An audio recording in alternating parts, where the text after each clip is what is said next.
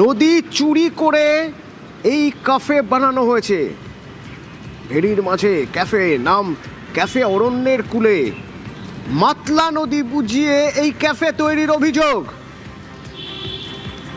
রৌনক রয়েছে সরাসরি আমার সঙ্গে। রৌনক, নদী বুঝিয়ে জমির চরিত্র বদল করে সেখানে একটা ক্যাফে, এরকম বিরাট বিরাট ব্যাপার, বিরাট ক্যাফে একটা, চারপাশে বেরি, তার মাঝখানে একটা ক্যাফে। আমি একটু জায়গাটা দেখার চেষ্টা করব, বোঝার চেষ্টা করব, যদি এলাকার মানুষের সঙ্গে তোমার কথা হয়ে থাকে, কিভাবে কতদিন ধরে কাজ করে এরকম একটা ক্যাফে বানানো হয়েছে, এর আগে এখানে কি ছিল? স্থানীয় বাসিন্দারা যে অভিযোগটা করছে, যেখানে এই ক্যাফেটি তৈরি হয়েছে ঠিক মৌখালী ব্রিজের পাশে, এখান থেকে 100 মিটার দূরেই কিন্তু রয়েছে নদী। তারা বলছেন যে আগে এখান থেকে তারা খেয়ায় পারাপার করতেন। গোটা অঞ্চলটি যে মাতলা নদী, তার শাখা প্রশাখা নদী ছিল। পরবর্তী সেটা কি করা হয়, নদীটাকে ভেড়িতে রূপান্তরিত করা হয়, ঠিক যেভাবে সন্দেশখালীতে আমরা দেখেছি। এবং সেই ভেড়িটা বুঝিয়েই প্রায় 40 বিঘা জমির ওপর এরম ভাবে বেআইনি ভাবে একটি ক্যাফে তৈরি করা হয়। এবং শুধু একটি ক্যাফেতেই থেমে থাকেনি শওকত মোল্লা, তার পাশেও এই ক্যাফের এক্সটেনশন করা হচ্ছে, অর্থাৎ আরো কিন্তু নির্মাণ করা হচ্ছে।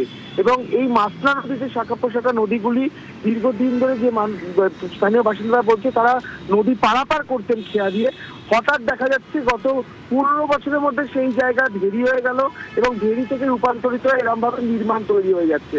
গোটা অভিযোগে চিনি যাচ্ছে শওকত মোল্লার বিরুদ্ধে। এবং শওকত মোল্লা 2015 সালের পর থেকে এই ধরনের বেআইনি ভাবে জমি ভরাট কিন্তু বহু জায়গায় করেছে, এমনটা কার্যত স্পষ্ট। বিভিন্ন জায়গায় জমি ভরাট, সে অভিযোগ আসছে। এবার চোখের সামনে তো এরকম একটা আলিশান কাফে, এরকম মারাত্মক একটা ঝাঁ চকচকে কাফে, এতটা জায়গা জুড়ে পুরোটাই মাতলা নদী বুঝিয়ে জমির চরিত্র বদল করে তৈরি করা হয়েছে। এলাকার মানুষ তো সেই অভিযোগই করছেন, মাতলা নদী চুরি করে ক্যাফে।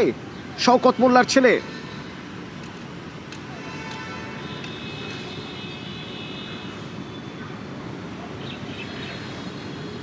ক্যাব হচ্ছে শওকত মোল্লার, পুরো নদী ছিল এটা, মাতলা নদী। হ্যাঁ, এটা পুরো আমরা এখানে বোট পার হয়ে যেতাম। এটা দখল করে নিয়ে এটা হচ্ছে একটা ক্যাব তৈরি করেছে শওকত মোল্লার ভাই আবুও করেছে, ঠিক আছে।